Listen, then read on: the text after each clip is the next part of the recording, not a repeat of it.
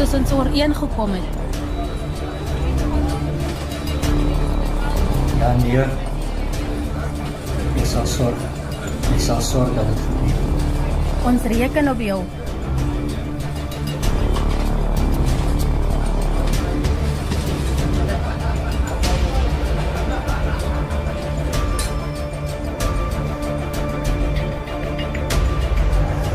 Hello, Chris. Dis afgehandel.